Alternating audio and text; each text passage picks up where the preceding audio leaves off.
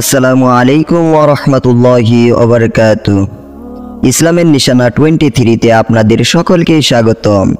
আশা করি আল্লাহর রহমতে আপনারা সকলেই ভালো আছেন। আজকের বিষয়টি হচ্ছে আল্লাহর প্রিয় মাহবুব বান্দা হওয়ার 5টি উপায়। প্রত্যেক মুসলমানের কর্তব্য হলো আল্লাহর প্রিয় মাহবুব বান্দা হওয়ার চেষ্টা করা। যেসব গুণাবলী অর্জন করলে মহান আল্লাহ তাআলা খুশি ও সন্তুষ্ট হন সেসব গুণে নিজেকে সাজানো, জীবনের যে কোনো পরিস্থিতিতে আল্লাহর উপর ভরসা রাখা, প্রকাশ্য ও গোপনীয় সব ধরনের পাপ কাজ আল্লাহর ভয়ে পরিত্যাগ করা। এ জাতীয় গুণে গুণান্বিত মানুষ আল্লাহর প্রিয় মাহবুব বান্দা হয়ে ওঠেন। আল্লাহর প্রিয় মাহবুব বান্দা হওয়ার মানে তার সন্তুষ্টি অর্জন করা। আল্লাহর প্রিয় মাহবুব বান্দা হতে চাইলে 5টি বিষয় মেনে চলতে হবে। ভিডিওটি সম্পূর্ণ দেখুন, ইনশাআল্লাহ সব জানতে পারবেন। এই ভিডিওতে এখনো যারা লাইক করেননি তারা অবশ্যই লাইক করুন। এই রকম জানা অজানা ইসলামিক তথ্য পেতে চ্যানেলটি সাবস্ক্রাইব করে পাশে থাকুন এবং আপনার মতামত অবশ্যই কমেন্ট বক্সে জানাবেন। চলুন ভিউয়ার্স, তাহলে আল্লাহর প্রিয় মাহবুব বান্দা হওয়ার সেই 5টি উপায় জেনে নেওয়া যাক। নাম্বার 1, কোনো আল্লাহওয়ালার সোহবত গ্রহণ করা।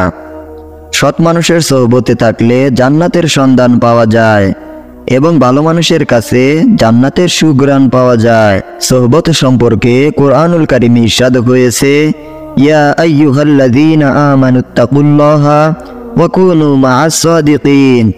অর্থ, হে মুমিনগণ, আল্লাহকে ভয় করো এবং সত্যবাদীদের সঙ্গে থাকো। কোরআন মানুষকে সৎ ও সুন্দর মনের মানুষের সঙ্গে উঠা বসা চলাফেরা করার জন্য তাগিদ দিয়েছেন। নবী রাসূল, ওলি আউলিয়া এবং আলেম ওলামাদের পথ হলো সত্য ও সুন্দর। হুজুর আকরাম সাল্লাল্লাহু আলাইহি ওয়াসাল্লাম বলেন, ইন্নাল উলামা ওয়ারাসাতুল আম্বিয়া। আলেমগণ হইল পয়গম্বরগণের ওয়ারিস। কোরআনুল কারীমে ইরশাদ হয়েছে, তোমরা সিজদাকারীদের অন্তর্ভুক্ত হও। সৎ মানুষের সোহবতে মানুষ জান্নাতি হয়ে যায়, বিপদগামী মানুষ হেদায়েত পায়। এ প্রসঙ্গে কোরআনুল কারীমে ইরশাদ হয়েছে, তোমরা কল্যাণমূলক ও খোদাভীরুতার কাজে পরস্পরে সহযোগী হও, মন্দ ও সীমালঙ্ঘনের কাজে পরস্পরে সহযোগী হও না। হযরত মাওলানা জালালউদ্দিন রুমি রহমাতুল্লাহি আলাইহি বলেছেন, একটু সময় কামিল ওলি আউলিয়াদের মজলিসে বসলে 1000 বছরের ইবাদতের চেয়ে বেশি সুফল পাওয়া যায়। নাম্বার 2, নিয়মিত আল্লাহর জিকির করা। আল্লাহ পাক রব্বুল আলামিন বলেন, উদউনি আস্তাজিব লাকুম। অর্থ, তোমরা আমাকে ডাকো, আমি তোমাদের ডাকে সাড়া দিব। আল্লাহ তাআলা বান্দাদের সব সময় বেশি বেশি জিকির করার নির্দেশ দিয়েছেন।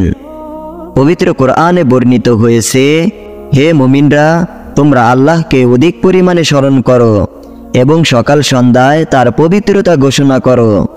এখানে আল্লাহর পবিত্রতা ঘোষণা বলতে জিকিরকে উদ্দেশ্য করা হয়েছে।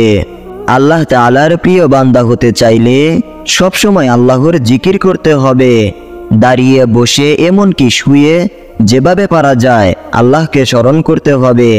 যেমন আল্লাহ পাক রব্বুল আলামিন বলেন, আল্লাযীনা ইয়াযকুরুনাল্লাহা কিয়ামান ওয়া কুউদান ওয়া আলা জুনুবিহিম ওয়া ইয়াতাফাক্কারুনা ফি খালকিস সামাওয়াতি ওয়াল আরদ রব্বানা মা খালাকতা হাযা বাতিলা সুবহানাকা ফাকিনা আযাবান নার।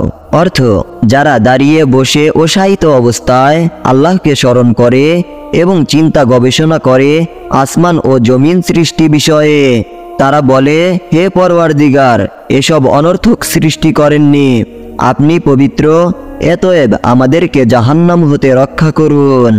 নাম্বার 3, গুনাহের কাজ থেকে বিরত থাকার জন্য সব সময় চেষ্টা করা।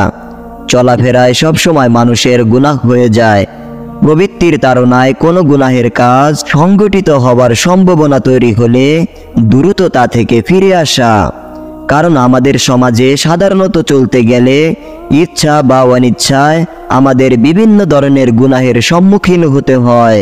তাই আমরা যদি এসব গুনাহ থেকে বেঁচে থাকতে চাই তবে আমাদেরকে গুনাহের পথসমূহকে বন্ধ করে দিতে হবে। নাম্বার 4, পাপ এবং গুনাহের উপকরণ থেকে দূরে থাকা। যেমন সিনেমা, নাটক, বিভিন্ন অশ্লীল সাইট, গান বাদ্য শোনা। অশ্লীল গল্প উপন্যাস পড়া থেকে দূরে থাকাও গুনাহমুক্ত জীবন গড়ার উপায়। কারণ অশ্লীলতা মানুষকে প্রতারণা ও কুকর্মের দিকে ধাবিত করে।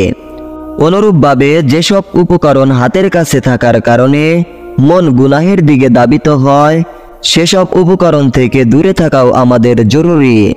নাম্বার 5, সুন্নত পালন এবং সুন্নত পদ্ধতিতে জীবনযাপন করা। পবিত্র কোরআনে আল্লাহ তাআলা বলেন, কুল ইন কুনতুম তুহিব্বুনাল্লাহা ফাত্তাবিউনি ইউহিব্বুকুমুল্লাহু ওয়া ইয়াগফির লাকুম যুনুবাকুম ওয়াল্লাহু গফুরুর রহিম। আল্লাহ তাআলা বলেন, হে রাসূল, আপনি বলে দিন, তোমরা যদি আল্লাহকে ভালোবাসতে চাও তাহলে আমার অনুসরণ করো, ফলে আল্লাহ তোমাদেরকে ভালোবাসবেন এবং তোমাদের অপরাধসমূহ ক্ষমা করবেন। এক হাদিসে আল্লাহর রাসূল সাল্লাল্লাহু আলাইহি ওয়াসাল্লাম বলেছেন, আমার উম্মতের সবাই জান্নাতে যাবে, কিন্তু সে নয় যে অস্বীকার করবে। জিজ্ঞাসা করা হলো, হে আল্লাহর রাসূল, জান্নাতে যেতে আবার কে অস্বীকার করবে? তিনি বললেন, যে আমার অনুসরণ করবে সে জান্নাতে যাবে, এবং যে আমার অবাধ্যতা করবে সে জান্নাতে যেতে অস্বীকার করবে। আল্লাহ পাক রব্বুল আলামিন আমাদের সকলকেই হুজুর আকরাম সাল্লাল্লাহু আলাইহি ওয়াসাল্লাম এর সুন্নত অনুযায়ী জীবনযাপন করার জন্য তৌফিক দান করুন। সেই সাথে আল্লাহ পাক রব্বুল আলামিন আমাদের সকলকেই তার প্রিয় মাহবুব বান্দা হওয়ার জন্য তৌফিক দান করুন। আমিন।